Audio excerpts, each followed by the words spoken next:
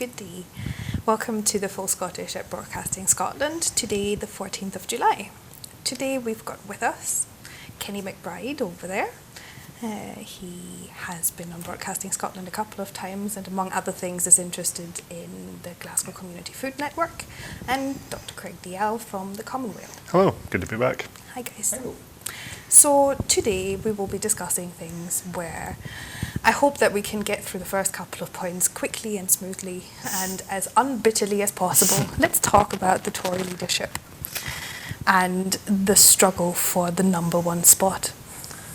Who would like to go first with their frustrations? It's honestly quite kind of hard to know where to begin. I mean, everything about the way this country is run right now is a disaster. I mean, we're going to talk about some other stories later on about just how bad this Tory government is at certain issues.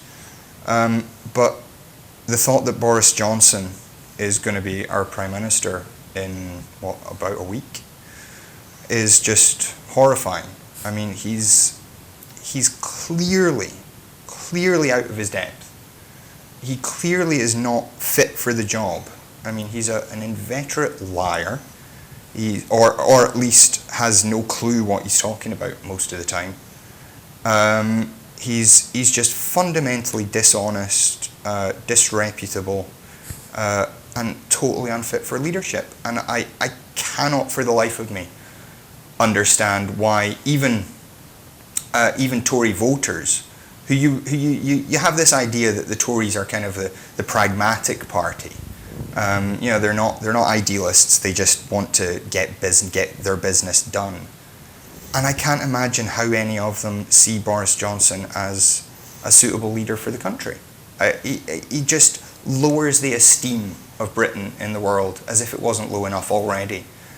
And especially after getting a shot at that whole thing after being Foreign Secretary for a wee while there. Well, yeah. I mean, as Foreign Secretary, he caused problems for a British woman stuck in prison overseas. Still, yeah. And now he's we've had this issue with the ambassador. It just boggles my mind that he even has a job. If he had not been born into the kind of society that he was, he'd struggle to keep a job at McDonald's. See, I have been wondering about that very same thing. I'm not sure if it's just a certain type of personality that will just always fly through life on that kind of self-confidence and like me and bumbliness. But in the case of a Prime Minister, that is not whom we want to see that sort of spirit on at all. How do you feel, Craig? I think this is another symptom of the way that Brexit in particularly has devoured the politics of England, of Westminster specifically, because as you were saying, you think, Kenny, that you perceive the kind of Tory members who'll be voting in this election as being the pragmatic ones. I watched the Andrew Neil interview the other night between Johnson and Jeremy Hunt, and while I think both of them are completely wrong on many accounts, one thing I would say about Jeremy Hunt is he did come over a bit more of the statesperson. He did come over as someone who I could perceive as being a Prime Minister, even if I disagree with them on everything that they actually say. Sure, but my impressions of watching this was basically, if you're watching him and you don't know what he's talking about, you will miss the point about him not really saying anything worthwhile. Yeah. He comes across statesmanly. No chance that Boris Johnson is even trying to do the same thing. They're not operating on the same field of professionalism. Yeah. And they're not playing the same game. Jeremy Hunt's trying to become Prime Minister. Boris Johnson is trying to achieve Brexit. And that seems to be what the Conservative members are looking to try and do. There was that poll from a couple of weeks ago now that said that the Tory members, and we've seen it replicated in Tory in broader polls of Tory voters, would be quite happy if Scotland became independent, if that was the price for Brexit. They'd be quite happy if Ireland reunified, if that was the price for Brexit. Same with if the economy crashed or if the Tory party itself imploded. The only price they wouldn't pay for Brexit was Jeremy Corbyn as PM. Even that was only by 1%. So yeah, I don't think this is going to even be a contest when it comes to the vote. I think Boris Johnson is going to. It would look like a failure if he got less than 65% of the vote.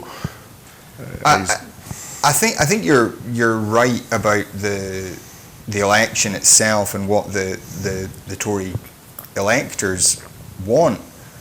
I'm not at all convinced that Boris Johnson's great political goal is Brexit, though. I think Boris Johnson's only political goal has ever been to be Prime Minister.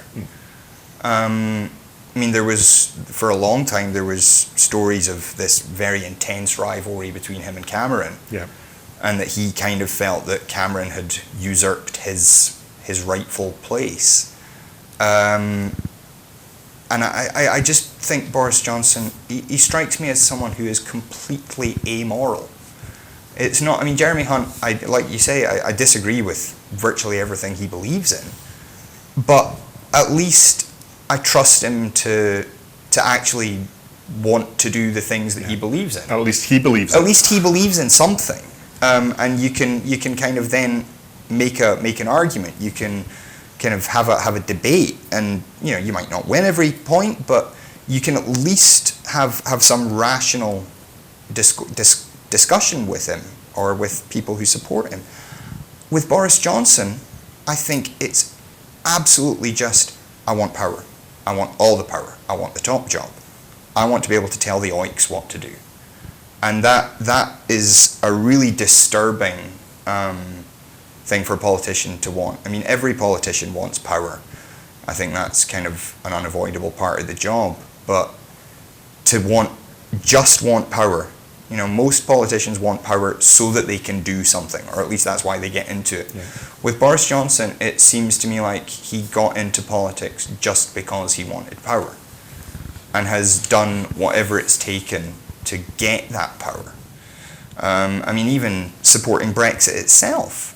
The story that he wrote 2 columns and then plumped for the one that, quite honestly, I think he thought that was what was going to win him most popularity.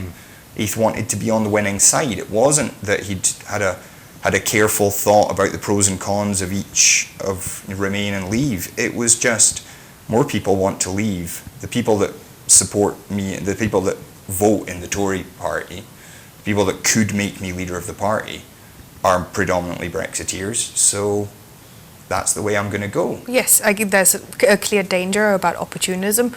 It obviously gets you in a position of having influence because you're willing to, put your flag in whatever wind is blowing, but it also means that you have absolutely no principles, like you've pointed out. Actually, at the time, it reminded me of Hamilton the musical, because there's a line in it where it says Jefferson, one of the characters is being asked which candidate would they finally go for as their predecessor, as their follower, and the line is Jefferson has beliefs, Burr has none, which is kind of deadly but true. I think it's kind of, I may disagree with what Hunt has to say and has already done. His track record is appalling, and there's no two ways about it. But so is Boris's. I really enjoyed that moment in the interview where they were talking about I had a big laugh about the criminal statistics, about murder rates in London while he was mayor, and he started showing off by saying, we got it down by 20%, and then the whole conversation got turned around when he was asked what the murder rate across the country went down by, and it was 26%. It's just a beautiful moment, but and I guess in terms of terrible records, the two of them are kind of level when it comes to potential to hold down a job and actually do what you're supposed to do, have an opinion and then implement it properly, and not just it's just awful choices all the way around, let's be honest. But we know what we're getting with either of them pretty much.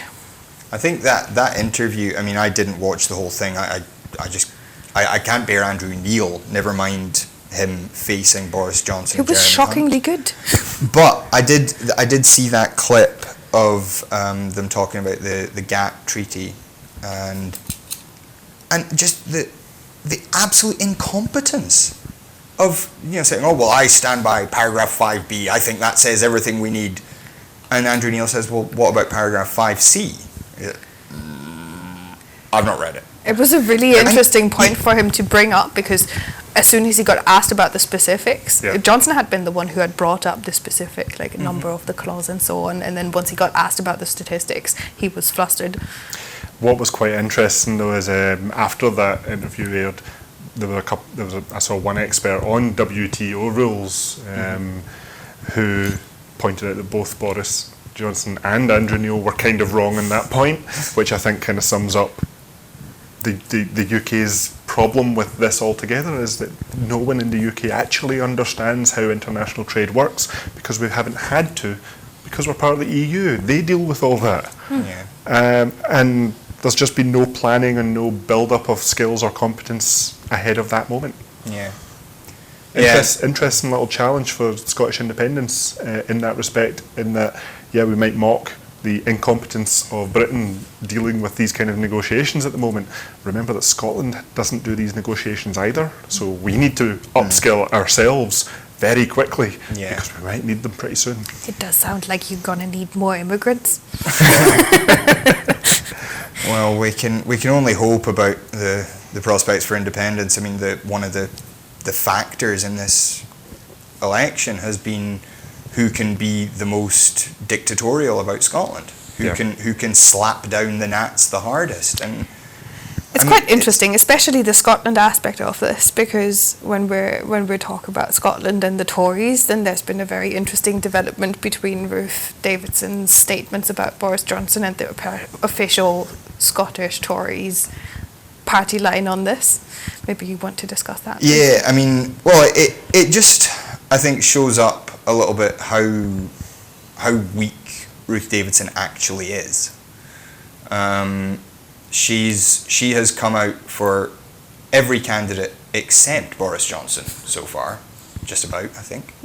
And as she's endorsed one, they've fallen by the wayside. So clearly she's not having much impact on any of the people that have voted so far, the MPs. Or the curse of Ruth. Well, maybe that's the issue. But her Ruth's team at Westminster clearly aren't listening to her. I mean, Ross Thompson is a gigantic Boris Johnson fanboy and has been since he first got to Westminster. And a direct competitor to Ruth. And I think the centre of power, I think ironically for Ruth Davidson, I think the centre of power for the Tories, for the Scottish Tories, has now moved to Westminster, because there's enough of them down there that are close to what basically every Tory believes is the real Parliament, the real centre of power. They're involved in discussions, even if none of them actually have any real power or any real influence. They're talking to the politicians that you see on the telly all the time. And I mean, that's a lot more fun than hanging out in the Holyrood canteen with Edward Mountain, And I think Ruth Davidson has been shown up. We all remember the Brexit debate, where she basically called him a liar and said that he was a terrible person and people shouldn't listen to him. And now she's going to be expected to bend the knee, and I guarantee you she will. I guarantee you, as soon as he's elected, she'll be saying what a wonderful leader he is. Why would you say that, Ruth Davidson, and changing her mind?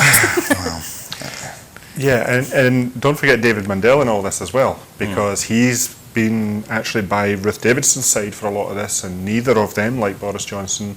And Mundell has the added issue that Ross Thompson probably isn't so much after Ruth Davidson's job as he is David Mundell's job. Quite possibly. And I do think your point there about the locus of power for the Westminster group being down there, which made me just think on the spot there that Jeremy Hunt's offer to bring in the Tory group from Wales and from Scotland to help with his Brexit renegotiation, that's going to involve, I think, the Conservative MPs, not necessarily the Conservative MSPs. Yeah, very possibly.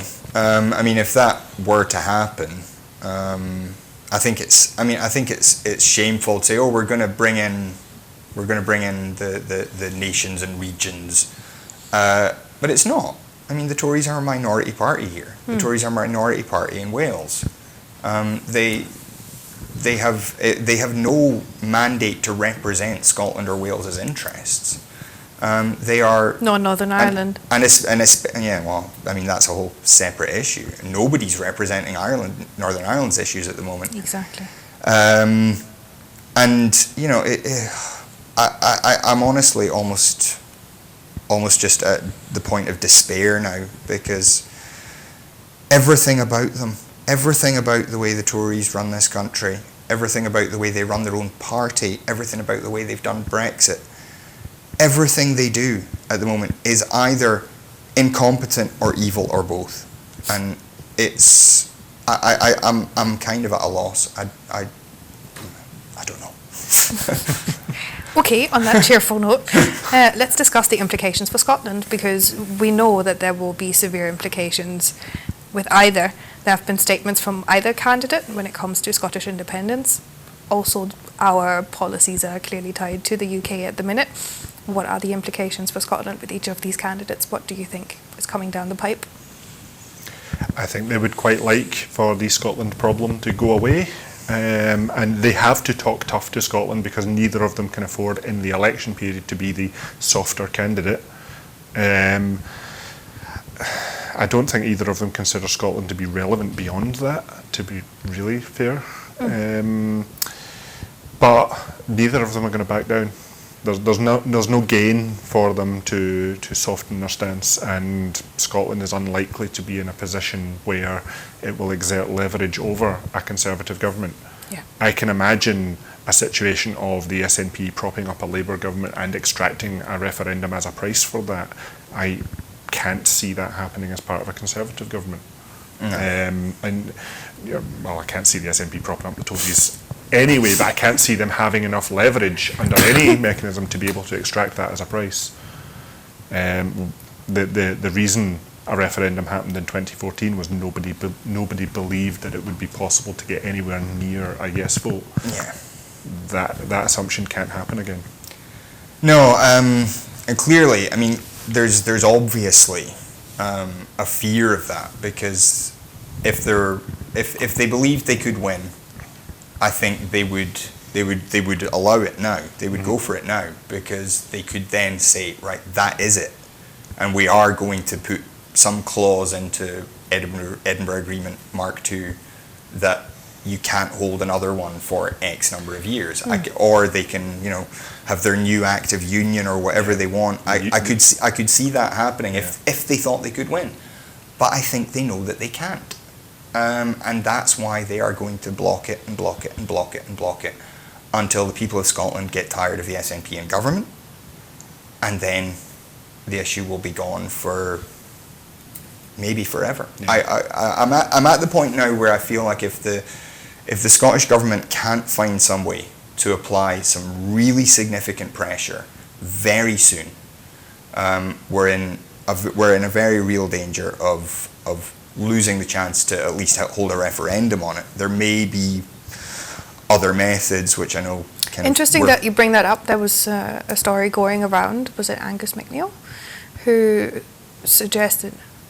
Yeah, there was a proposal, I think, for SNP conference that if a Section 30 order continues to be refused, that the SNP would regard a majority in an election as a mandate, which is how things were before the Scottish Parliament. Right.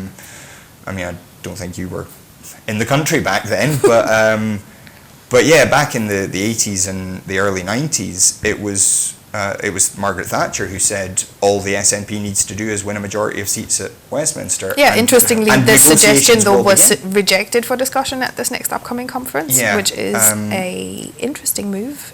Yeah, I think that's a very odd move. I struggle to understand SNP policy on this. I think it was a big mistake not to challenge the now is not the time. I think that was a terrible mistake. Wasn't it just? Because... We've already been refused the Section 30 order, right? And it came in writing a couple of months later. Yeah. At that point, we should have started challenging it instead of waiting. Had we gone through some sort of legal process to figure out what the rules are, then we would be in a much stronger position now. Even if we had lost that case, we would at least know what the lie of the land is. But as with everything in Britain, we don't have a proper constitution, so everything is just made up for political expediency. Well, this would have been a very interesting case to take to the ECJ, in my view, because at least at the time we would still have been able to do it. Yeah. And also because of the lack of a constitution, this represents a slightly different case from the Catalonia situation, where clearly Catalonia is up against the Spanish constitution and Spain being a member state. The situation is very different for Scotland, and to me, I don't know if you'll agree with this, but it does seem like a huge missed opportunity. Yeah. I would, if I had Jeremy Hunt or Boris Johnson in front of me, I would put a direct question to them. However much you disagree with the idea of Scottish independence, can you outline an acceptable democratic route towards it? Yes. Well, I mean, if you don't, you're not a Democrat. Well, when was it? Ruth Davidson, I mean, it's quite a while back now, I think, but Ruth Davidson was asked what happens if the SNP wins a majority. And she said that wouldn't be enough. They said, so if they get 50% plus one of the vote, she said, that's not a mandate. And quite frankly, that's not democracy. That's dictatorship. I mean, she's been all over the place in this. She's had the position that as long as there was a pro-independence majority in the Parliament, there could be a bill passed. Then she's switched to as long as there's an SNP majority in the Parliament, that, you know, or she said they would have to be an SNP majority for it to be acceptable. And now she's saying that you'd need 50% of the popular vote. Again, the British state needs to lay out what it believes would be an acceptable and democratic path towards Scottish independence. If it believes that there is not one, the UK ceases to be democratic. Yeah. True. Talking about democracy and elections, we're now moving on to the Commission President elections that are coming up, and the top candidate, which is Ursula von der Leyen. She used to be a German minister. Anybody willing or interested in giving us a wee catch up on So who this is the election for the president for the unelected body of the EU Commission. Correct, that one. I'll confess I've not been following this story too closely. I am aware that this particular candidate did make the news a few days ago, saying some interesting things in support of the Scottish Government, in support of Nicola Sturgeon in particular. Potentially a little sign of a continued shift of attitudes in Europe towards Scotland. In 2014, there was a general, if muted but sceptical to hostile approach to Scottish independence, partly because the EU hates to get involved in member state internal affairs. In a few, by October 31st, maybe if there's not more extensions, the UK ceases to be a member state, therefore the UK's internal affairs are no longer the EU's problem. We might see some more positive statements from the EU with regard to Scotland. So interesting times to perhaps have an EU Commission President who is amenable to being talked to about this. Right. On the other hand, I am aware that the Greens EFA group in the EU, of which the SNP is a part, put out a statement today saying that they would vote against von der Leyen because of her statements. She doesn't seem to be quite as strong on the climate change, the climate emergency that the Greens EFA were pushing for, and she wasn't as strong on the EU's Mediterranean migrant crisis. So, yeah, there's a lot of issues going on here and a lot of politics involved. It's quite interesting.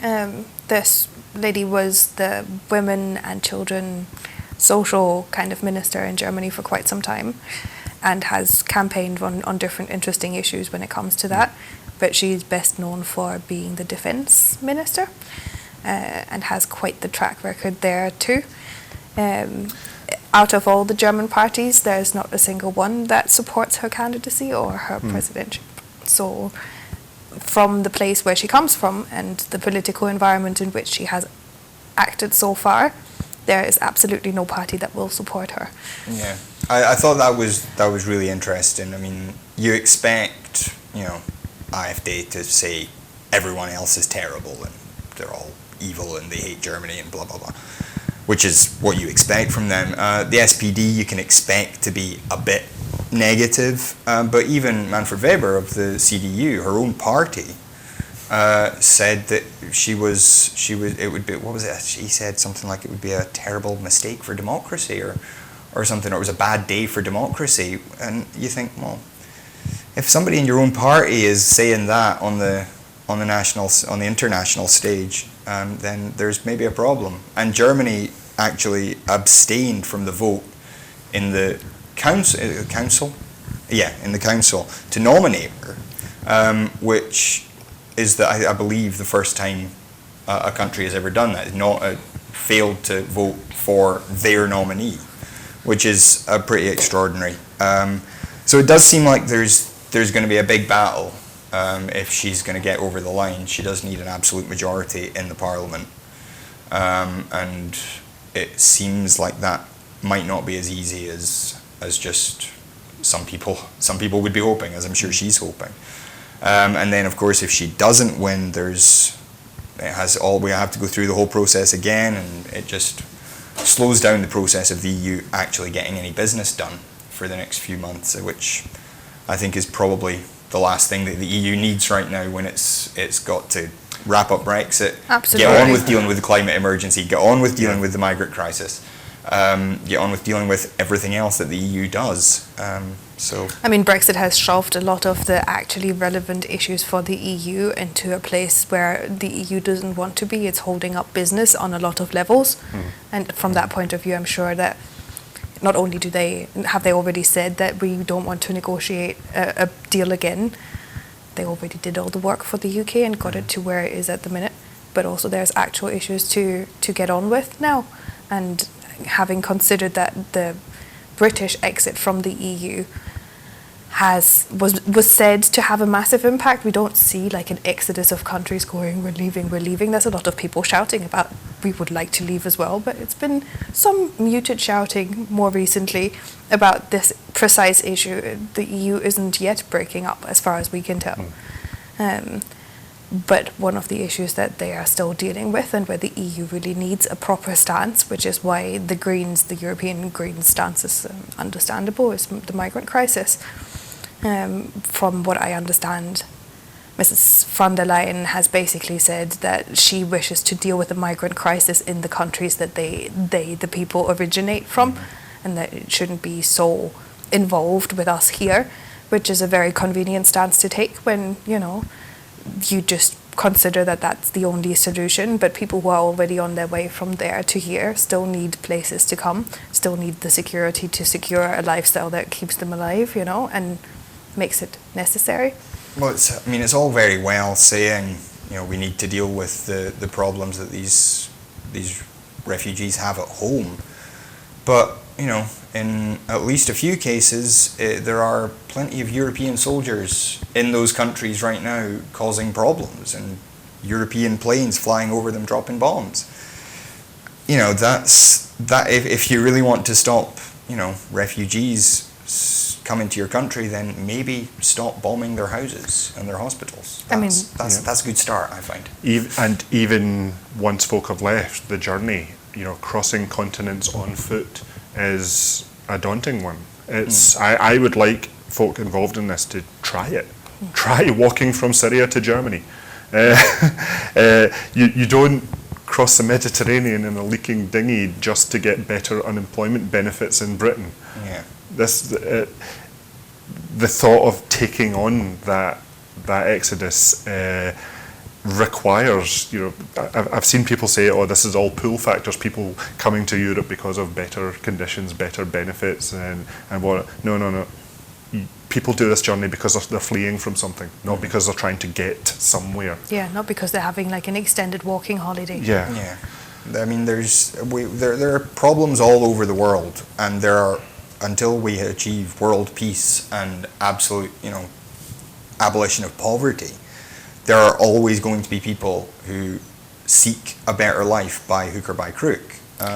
It is interesting because von der Leyen's record actually on this is that as the defense minister for Germany, she is known for having exported weapons to conflict zones, to several very interesting partners and breaking a long-standing tradition in Germany that is a sort of taboo.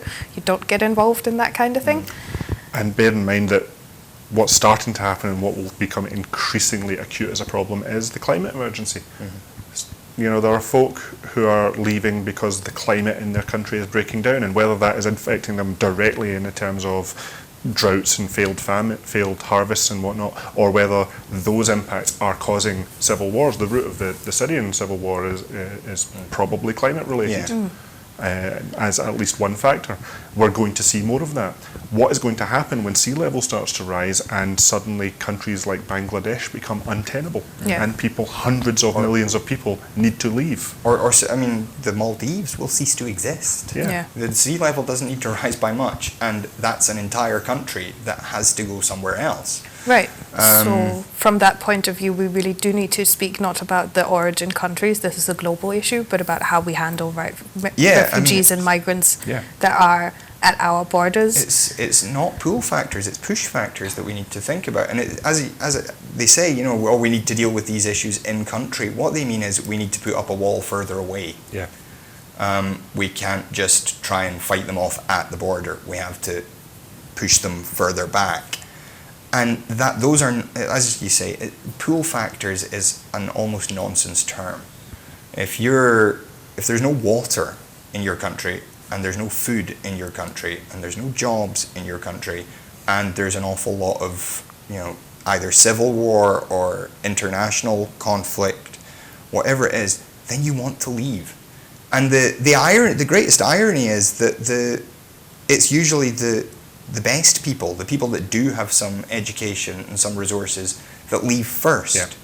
It's why I actually think Angela Merkel was very smart when the migrant crisis really became a big deal.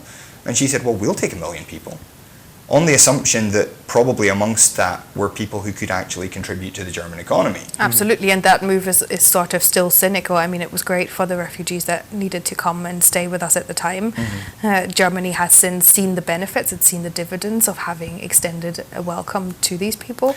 And when it comes to the time, hopefully in the not too distant future, when Syria starts to rebuild, who's going to get the contracts to do that? It's going to be people going back and bringing their business links with them. So I expect a whole lot of German companies who have hired Syrian refugees to start getting a lot of orders from Syria to rebuild the country. Very, very possibly. And I think if you were Syrian, you would just look on that. You would look on Germany as, well, they looked out for us.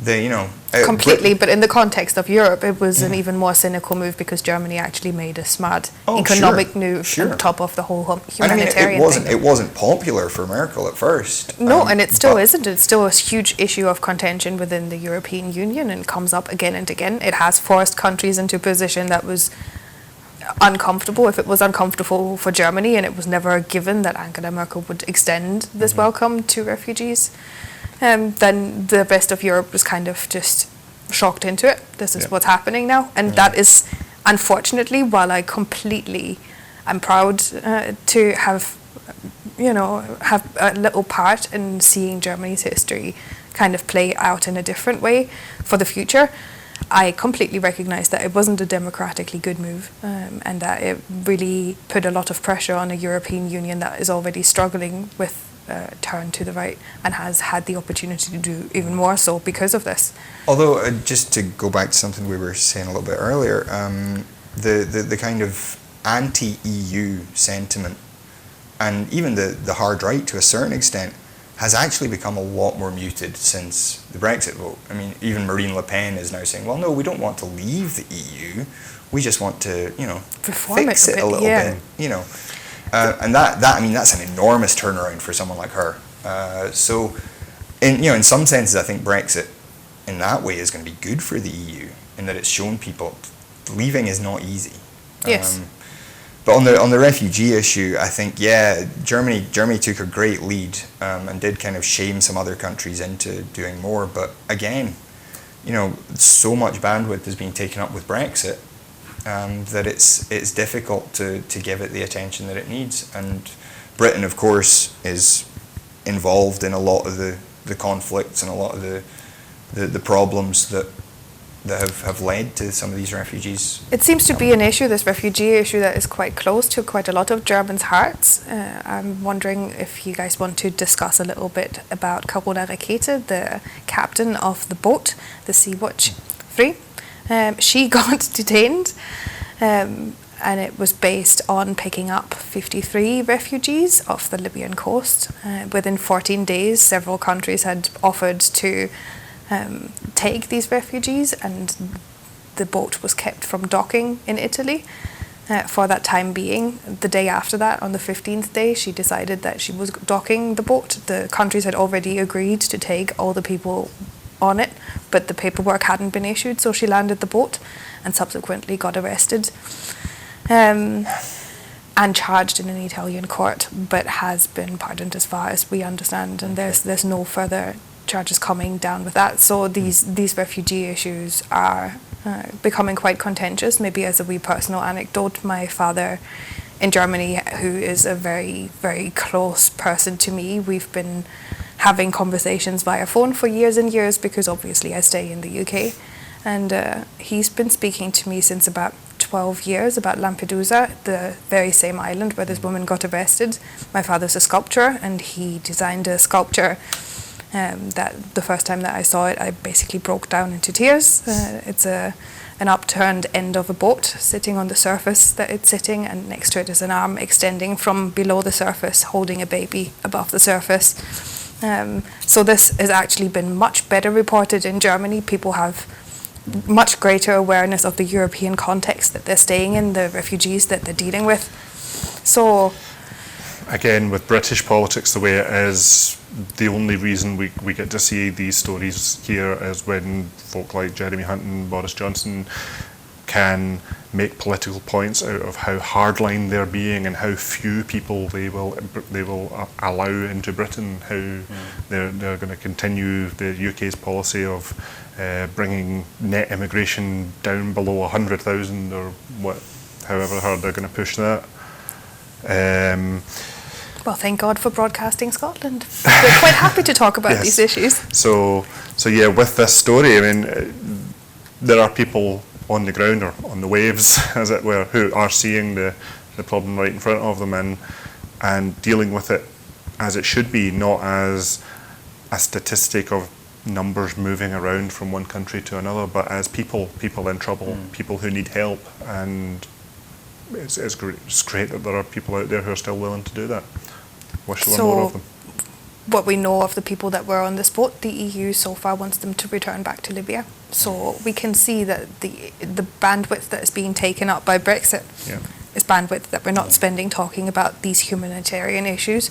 Meanwhile, Westminster is having a fit and a summer break at the same time. Yeah, I mean, I was on the Greek islands on holiday a couple of years ago, and I do have quite a degree of sympathy with both Greece and Italy, because they're the front line, and Greece especially doesn't have, a thriving economy. It's not like it's got a great deal of support it can even offer its own people. Absolutely. And yet there are people arriving all the time in both the Greek islands and on the southern tip of Italy and around there. And it's really, really difficult for them to cope. It's kind of all been left to them as well. If the EU means anything, and actually if free movement means anything, then that should be a whole EU issue, because it's the EU border that they're crossing. It's not that they're crossing into Greece and then countries beyond there have to make a decision. It should be that all of Europe says, okay, you're the entry point. We will support you in processing these people, and then we'll help you transport some to France and some to Spain and some to Italy, and they can get spread out a bit more. But that isn't happening. Yeah. And well, theoretically, that's what the deal is supposed to be, right? It's supposed to be, but it's not happening that way. It's to me, it comes back down to the same issue that the EU bounces against over and over and over on different levels, which is that there aren't really teeth that reinforce violating communally made decisions. Yeah.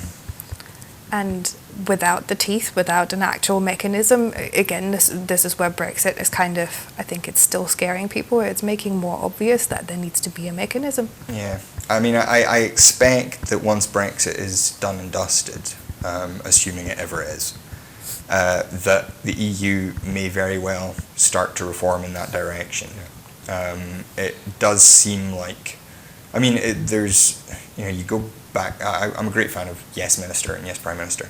And there's a bit in that where Sir Humphrey explains that the whole reason for Britain joining the EU was to stop it, was to disrupt it, was to keep the French and Germans, fighting each other, and to, and it does seem, I think, that once Britain is out of the picture, there's more of a chance of the EU coming even closer together. That ever closer union, I think, one of the major stumbling blocks for it has always been Britain.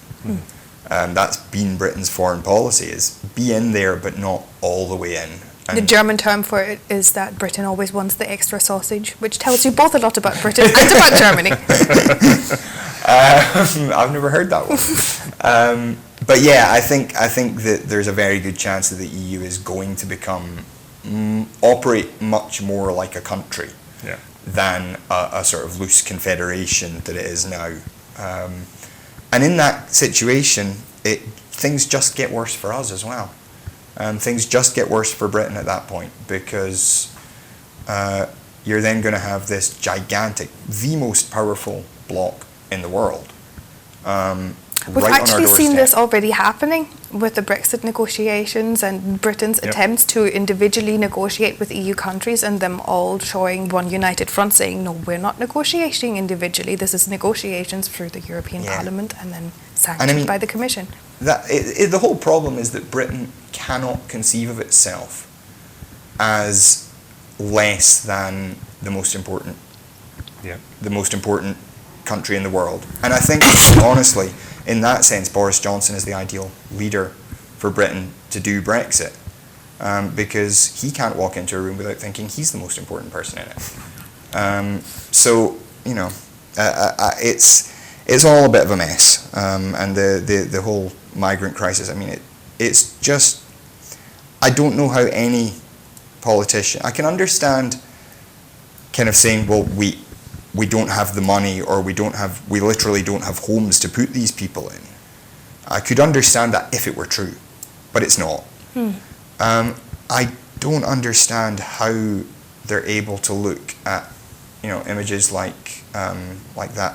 I've forgotten the boy's name now, that died on the beach in Turkey, or it's a very similar case happened in the US recently. A father and I think it was his daughter, crossing the river and got swept. I find it very hard to understand how any politician can see those images, hear those stories, and still think that their policies are acceptable. Absolutely. Luckily, I mean, as a small gesture, there's now a rescue boat that is called the Alan Kurdi. Ever since I've started doing Broadcasting Scotland, I've been talking about migrant and refugee issues, and also issues relating to EU citizens. And we have a story coming up now where Kenny has been involved in helping to get some personal interview time with a couple who have stayed on Arran. Maybe you want to talk to us about that until... Yeah, this is just an awful story. This woman, Lisanne Zietsman, she's South African. Her husband, John Malpas, is not from Arran, but has lived in Arran most of his life. And they fell in love. She was over here working as a student. They met, they fell in love. They left the country initially, and they worked in Africa for a while. And then they decided that they wanted to come home. They actually inherited some money. And they decided that they wanted to come back to Scotland. They wanted to settle in Arran. They wanted to start a business with the money that they had. So they came, and they got a spousal visa because Lisanne, because they had this money. to support themselves. Lausanne was able to get a spousal visa, so that was all great. And then 3 years later, at the end of that period of the spousal visa, they went to reapply, and they were told that she is not, they don't have enough income to allow her to stay. Now, this is somebody who, first of all, they had enough money and then they invested it in a productive business in an underserved area. Employing locals. Employing local people. There's, I think, 4 or 5 local farmers and bakers and whatnot that they support. The bakery gets about 90% of its business from the cafe that they run. So they're employing, I think, 2 people just now, maybe 3. I can't remember exactly. And as I say, they're supporting all these other local businesses, and yet because now they haven't been able to show enough income, and part of it was because the shop didn't actually start business until halfway through the year, and because the year for your income is counted, I think, February to February, they fell in the middle, and no matter how hard they tried, they couldn't have showed enough income for that year. Crazy. So the whole thing is just a horrible, horrible situation. Lausanne actually was I was about to say sent home, but she wasn't sent home. She was deported. She was sent somewhere that she's actually never spent any great portion of her life. She's been sent to South Africa. She has a mother there, but her mother's, fairly old, not particularly well off. And Lausanne has been sent there. She will now have to apply to return, and at the moment, there's no guarantee that she'll be allowed. Shall we have a look at a video that you recorded a little bit earlier, a couple of days ago? Yeah, this was actually just last week. We spoke to John. Lausanne wasn't actually able to work, so she wasn't in the shop when we went over to talk to her. But we did speak to John, and I mean, he's a lovely guy, and he's holding up very well from certainly the face he puts on. But speaking to him off camera and even on camera, it's clear that it's a really, really difficult time for them. I'm sure both of you can empathise with both of your EU spouses. These are very involving issues. Yeah. It is pretty scary, as you were saying. You're German. My girlfriend is German. The thought that some of this kind of thing might happen to us at some point soon. Yeah, it really does bring it home. But right, yeah, let's go to the have video. a look. And you talked about preparing for the worst but hoping for the best. Now, obviously, the best would be a very quick turnaround. Lausanne's allowed to come back very quickly. In the worst case scenario, what do you envision happening? I mean, the absolute worst case scenario would be her applying in South Africa and getting refused again, which would mean having to take on a legal challenge against the Home Office, which would cost every penny we have, really. But both of us will continue fighting it. We're not going to bow down to it, because it's unfair. It's completely counterproductive, and it's completely illogical as well. Lausanne having to leave and the business suffering hurts everyone, including the government that we pay taxes to. I mean, we're now VAT registered, so there's significant money going to the government from having this business being successful. Her staying is beneficial to everyone. Yeah, he said it himself. It's beneficial to everyone. There is just no good reason to do this. We actually have a statement here from Patricia Gibson, who's the MP for the area. And she had this to say: I raised this matter as a point of order in the Commons, raised it with the Visa and Immigration Service twice. The Immigration Minister, who was too busy to meet, as well as presenting the petition, raised it in the Commons directly with the Prime Minister at PMQs, as well as lodging an early day motion. I also met, in the absence of the Immigration Minister, a government special advisor. Sadly, I was told that there was no room for extending Lausanne's visa or delaying her date for departure, and so she has been forced to leave Arran and the UK on the 12th of July. As well as being deeply disappointed that Lisanne has been forced to leave her home, I am angry and ashamed that such a highly esteemed member of the Arran community, who has chosen to make her life in my constituency, in my country, has been treated in this way by the UK government. The one-size-fits-all immigration system pursued by Westminster takes no account of the particular needs of our rural and island communities. The current system is inflexible and not fit for purpose, as this case clearly shows. I will continue to work with Lisanne and her husband to ensure that she can return to her Arran home as soon as this can possibly be arranged. So, Patricia Gibson, from everything that John told us, and from, you can tell from that statement, she is very upset about this and has worked very hard to achieve something, but it does seem like the UK government has just turned a deaf ear to the whole thing. I would be angry about this even if she were somebody who wasn't working, somebody who just had fallen in love and married the person that she loved, who happened to be Scottish and had come here because she thought it was a nicer place to live than wherever she was from. That would be bad enough. But the fact that the so-called party of business is strangling not just one business, the business that John and Lisanne themselves run, but these 4 or 5 other businesses on Arran, a place where it's not easy to get people to set up businesses in rural communities. I grew up in a tiny wee village, and about 20 years ago the community had to buy out the village shop, and they're now in the process of probably buying out the pub because there just isn't anybody to run it. There isn't anybody who's willing to invest their personal money in it, even though it's a service that everyone needs and everyone uses. In this case, it just doesn't make, as Patricia Gibson says, it doesn't make any sense. There is no good reason.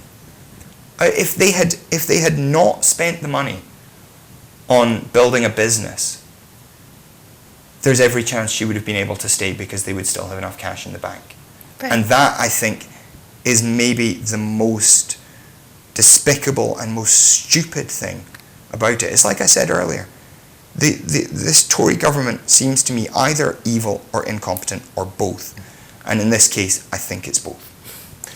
Yeah, the clunking wheel of bureaucracy seems to be the most Brazil-esque, if you remember that film. I do. Part of all this where they've just got these arbitrary rules and they're completely inflexible about them, mostly because there's an ideological bent behind it. This is an extra notch to lowering the net immigration rate, despite the clear economic and personal damage that it's doing. Yeah. And I've seen so many other stories to that effect, where people with thriving businesses have been told to leave, or people finding it very difficult to bring a spouse to the UK because while the spouse is on a well-paid salary and has a good earning potential in the UK, or even has secured potentially a job in the UK at a good salary that would be well above the threshold, the person in the UK doesn't meet the income threshold. Yeah. And the UK government's attitude is, well, the person here should be able to be the sole breadwinner of the sole supporter of this potential benefit claimant coming to the UK. I think this goes back to what we were talking about, pull factors. Yeah. It's this idea that, well, obviously everybody wants to live in Britain. Nobody comes here with any noble motives. They just want to take from us because they're the bad foreigners.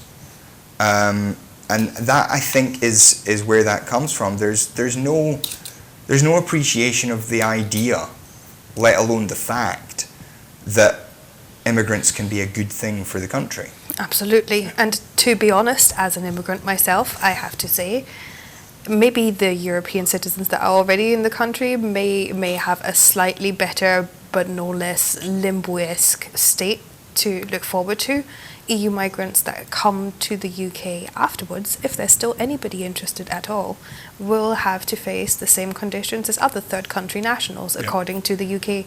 We're looking at an awful lot more people subjected to precisely this. I hear that today Ben McPherson has Yes, so Ben McPherson, the Immigration Minister for the Scottish Government, put out a call, again, has written to the Home Office saying that the Home Office, again, should consider giving immigration powers to Scotland, and has put in a call for a pilot scheme to put in place. And there are countries that do this. Quebec is an oft-cited example of having powers over immigration within the state of Canada. So there are good models that could be employed in Scotland, and especially if you're, as you're saying, the Scottish Government designed one that took care of regional issues within Scotland. There's a lot of potential there. And a lot of need. And a lot of need, yes, absolutely. I mean, a one size fits Britain policy won't work. A one Scotland policy won't work either. So it needs to have regional implications. We know that the Home Office is going to say no on this. It's almost certain that they're going to do it. It's not the first time we're asking for not the first time it's been asked. It's not the first time it's been rejected. I would say to Scottish Government and Ben McPherson, if you're watching, give me a call. I'll help you design it if you really, really want me to. If you want to do this, do it. Design a shadow immigration system for Scotland. When you get knocked back by the Home Office, run it anyway, and then you'll have a bunch of data that can say if Scotland had had these powers over the last year or over the last 3 years, we would have brought in X number of migrants over and above what we have. Show that it would be a benefit to Scotland. Also, it means you've got a nice little infrastructure system there so that when you do get the power, you can just go with it. You don't need to spend the next 3 years designing it. Yeah. Fantastic. Sounds like a good offer. Yeah, well, I mean, like you say about the kind of regional issues, I mean, Arran is, like many of the kind of more rural and island communities that Patricia mentions, it's suffered quite a lot of depopulation. Yeah. And, you know, you compare with like the Brain family up north, had a very similar sort of story. Was that a year or two ago? Now, they again were people who chose to move to a rural area, to an area that's had quite a lot of depopulation over centuries in the case of the Highlands. And it just seems bizarre. That was the Home Office changing the rules on the Brain family. It just seems so bizarre to have a system that can't say, but that area needs people who want to go there. You know, it's difficult to get young people to stay on the islands especially. It's incredibly difficult because the opportunities aren't there. But there are people who are maybe a little bit older, maybe who have families, who want to go somewhere quiet and beautiful and do something productive, put down some roots.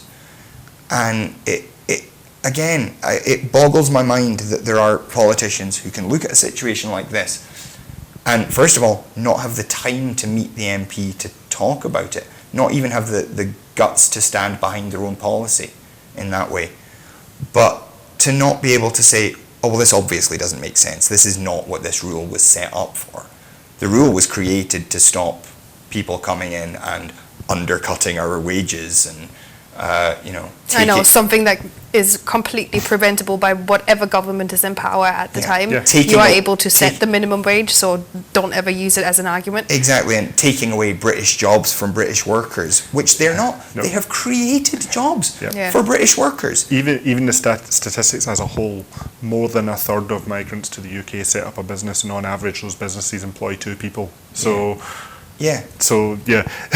migrants create at least as many jobs as is required by the extra people coming in. They're not taking jobs away. No. Yeah, and quite often because of discrimination, they are also forced to find other ways of finding employment, like employing themselves and becoming, employers. Yeah, well, I mean, anyway, sorry guys, we've had a lovely hour. I really enjoyed discussing with you, but we're coming to the end of this program now. Producing television programs is expensive. and because it's expensive to allow us to continue to make programs and pay the bills to run the studio, we need more people to sign up as Broadcasting Scotland supporters. Your £5 a month, if you want to give that much, will help us to continue. So please sign up on our website, and that's www.broadcastingscotland.scot down there. Until then, have a nice Sunday, and we'll see you next Sunday.